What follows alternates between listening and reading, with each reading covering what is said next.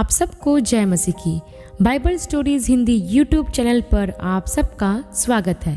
आज मैं आपको प्रभु यीशु मसीह के 12 चेलों के नाम का अर्थ और उनकी मृत्यु कैसे हुई इसके बारे में बताने वाली हूँ। इससे पहले कि हम आगे बढ़े, आप हमारे Bible stories Hindi YouTube channel को सब्सक्राइब और वीडियो को लाइक करना ना भूलें।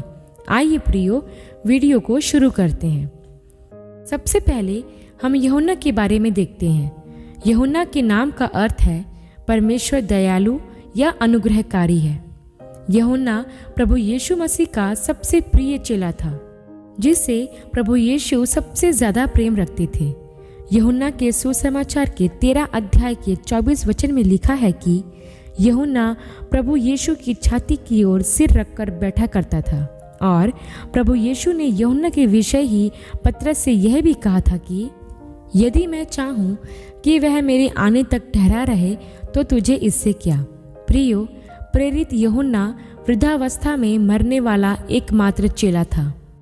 प्रभु यीशु मसीह के सुसमाचार के कारण उसे रोमी शासकों द्वारा बंदी बना लिया गया तथा कोलिजियम में लाया गया।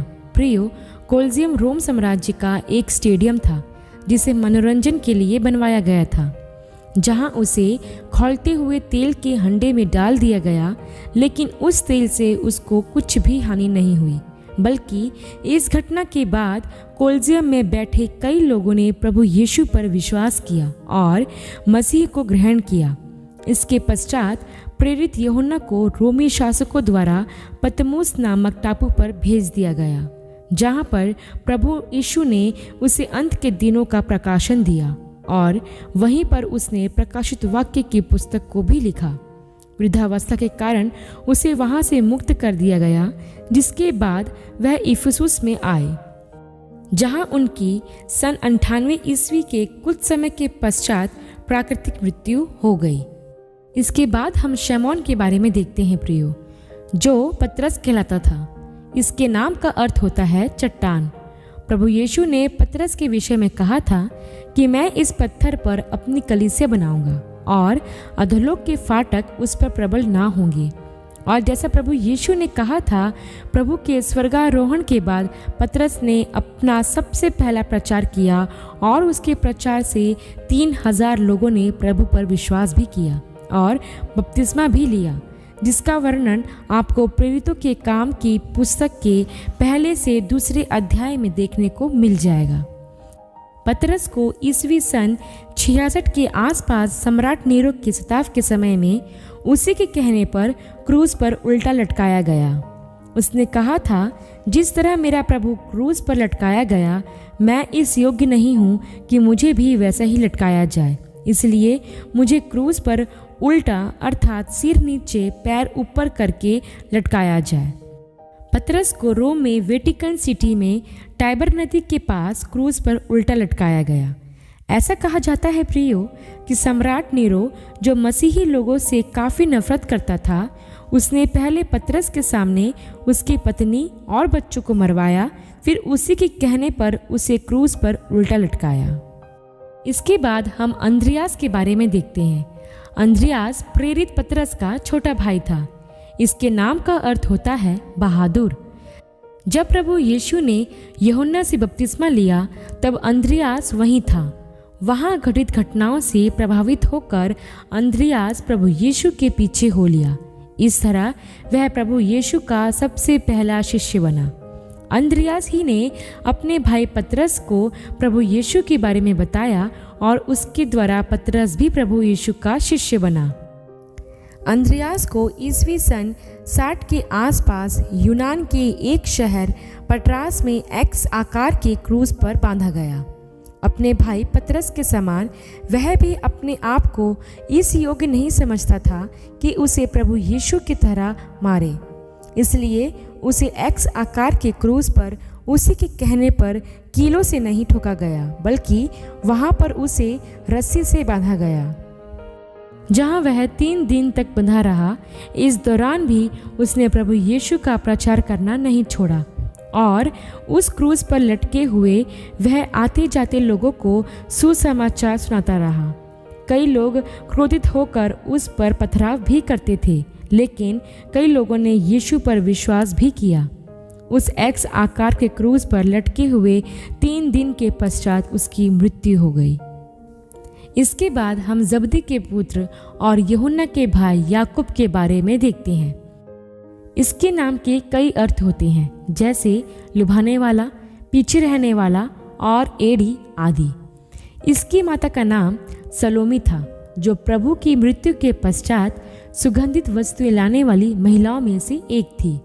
याकूब चेलों में शहीद होने वाला सबसे पहला शिष्य था। प्रभु यीशु के स्वर्गारोहण के पश्चात वह यरूशलेम में प्रचार कर रहा था, जहां हेरोदेस राजा ने उसे पकड़वा कर मंदिर के कंगूरे पर खड़ा करवा कर उसका सिर तलवार से कटवा दिया और उसे नीचे फेंकवा दिया। इसके बाद प्रियो, हम फिलिपुस के बारे में देखते हैं, जो गलील का निवासी था। इसके नाम का अर्थ होता है घोड़ों का दोस्त। यह प्रभु यीशु का दूसरा शिष्य था। प्रभु के स्वर्गारोहण के बाद वह प्रचार करने एशिया माइनर गया, जिसे आज तुर्की कहते हैं। वहां उसने हिरापोलिस में कई दिन तक सुसमाचार का प्रचार किया, जहां सन 80 ईस्वी के आसपास सम्राट डोमिशियन ने उसे क्रूज पर उल्टा लटका दिया। कुछ इतिहासकारों का कहना है कि जब उन्हें क्रूज पर लटकाया गया तब एक भूकंप आया, जिससे वहां के लोग घबरा गए। तब फिलिपुस ने उनकी सुरक्षा के लिए प्रार्थना की, जिसके बाद वहां खड़े लोगों ने उसको छोड़ने का आग्रह किया, लेकिन उसे छोड़ा नहीं गया और उसकी मृत्यु हो गई। इसके बाद हम मत्ती के बारे में देखते हैं, जो एक चुंगी लेने वाला था। इसके नाम का अर्थ होता है परमेश्वर का दान। मत्ती ने कई देशों जैसे इथोपिया, मैसेडोनिया, सीरिया में प्रचार किया। मत्ती की मृत्यु के विषय में कुछ परंपरा का कहना है कि वह प्राकृतिक मृत्यु मरा। कुछ कहते हैं कि इथोपिया में उसे तलवार से मारा गया, लेकिन कुछ का कहना है कि उसे इथोपिया के किसी राजा ने पहले बिस्तर पर कीलों से ठुकवा देने का आदेश दिया।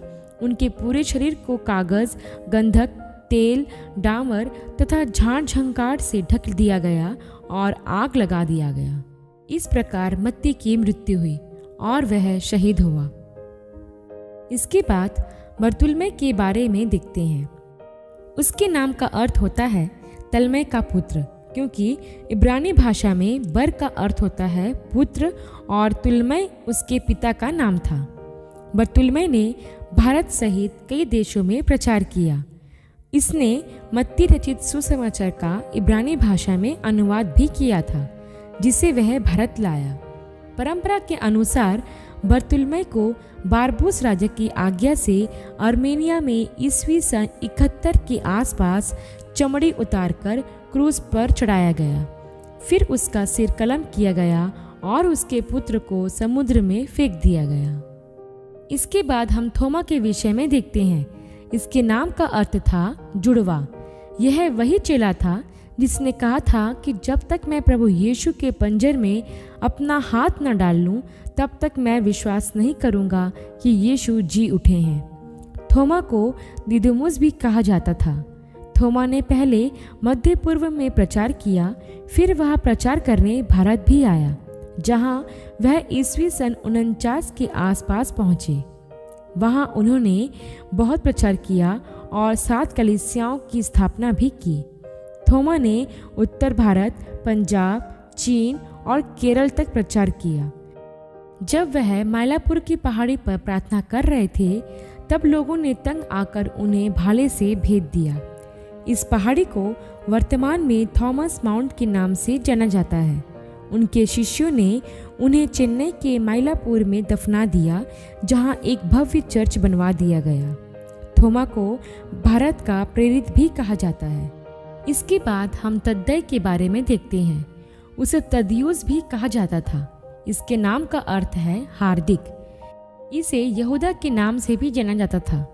तद्दै का नाम सुसमाचारों में शामौन के साथ आता है, क्योंकि कहा जाता है कि यह दोनों अच्छे मित्र थे। तद्दै ने आर्मेनिया में प्रचार किया, जहां उसे ईस्वी सन 50 के आसपास तीरों से भेजा गया। इसके बाद हम शमौन कनानी के बारे में देखते हैं। इसके नाम का अर्थ है उसने सुना है। इसे शमौन जेलोतेस के नाम से भी जाना जाता था। माना जाता है शमौन पतरस से अलग पहचान देने के लिए उसे शमौन कनानी या शमौन जेलोतेस कहा जाता था। जब यह प्रभु का शिष्य बना तब उसकी उम्र 40 वर्ष रही होगी। ब्रिटेन के लंदन में भी प्रभु का प्रचार किया और कई आश्रयक्रम भी किए। उनकी मृत्यु के विषय परंपराओं की अलग अलग मान्यता है। कुछ का कहना है कि वह स्वाभाविक मृत्यु मरे, वही कुछ का कहना है कि उन्हें सूली पर चढ़ाया गया। वही कुछ मानते हैं कि उनके शरीर के 2 भाग कर दिए गए थे। जो भी हो, शमौन जेलोतेस को भी प्रभु यीशु के सुसमाचार के कारण शहीद होने का सौभाग्य मिला। इसके बाद हम हलफई के पुत्र याकूब के बारे में देखते हैं। हलफई के पुत्र याकूब का जिक्र बाइबल में सिर्फ 2 ही बार आया है। माना जाता है कि प्रभु यीशु के स्वर्गारोहण के बाद याकूब ने यरूशलेम में यहूदियों के बीच प्रचार किया। फिर वह वहाँ की कलीसिया का पहला बिशप भी बना। हलफई का पुत्र याकूब जब यरूशलेम में प्रचार कर रहा था तब यहूदियों ने पथरवाह करके उसे मार डाला और वहीं मंदिर के पास उसे मिट्टी दी गई। कुछ का मानना है कि जब वह मंदिर के कंगूरे पर से प्रचार कर रहा था तब लोगों ने उसे नीचे ढकेल दिया। तब भी उसकी मृत्यु नहीं हुई तो लोगों ने उस पर पथरवाह करके उसे मार डाला। इस प्रकार हलफई का पुत्र याकूब शहीद हुआ। इसके बाद हम यहूदा इस्करियोती के बारे में देखते हैं। इसके नाम का अर्थ होता है स्तुति के योग्य। यह वही चेला था जिसने प्रभु यीशु को पकड़वाया था। यहूदा इस्करियोती के पास दान की थैली होती थी जिसमें से वह रुपए निकाल लिया करता था। प्रभु यीशु को पकड़वाने के बाद जब उसे पछतावा हुआ तो उसने वो 30 चांदी के सिक्के महायाजक के पास जाकर फेंक दिया और जाकर फांसी लगा ली। आशा करती हूँ प्रियो, यीशु मसीह के 12 चेलों की सेविकाई और प्रभु यीशु मसीह के लिए उनकी शहादत के बारे में जानकर आपको आशीष मिली होगी। जिस तरह प्रभु के शिष्यों ने सुसमाचार के लिए हंसते हंसते अपना बलिदान दिया, वैसा ही प्रियो हमें भी सुसमाचार के कारण दुख उठाने के लिए हमेशा तैयार रहना है, क्योंकि प्रभु ने कहा था कि जो कोई मेरा चेला होना चाहता है वह अपने आप का इनकार करे और अपना क्रूस स्वयं उठाए। ऐसे ही और वीडियो के लिए हमारे चैनल को सब्सक्राइब करें और वीडियो को लाइक करना ना भूलें। अगली वीडियो में एक नए विषय के साथ आपसे फिर मुलाकात होगी। तब तक के लिए आप सबको जय मसीह की। परमेश्वर का अनुग्रह आप सब पर बना रहे। आमीन।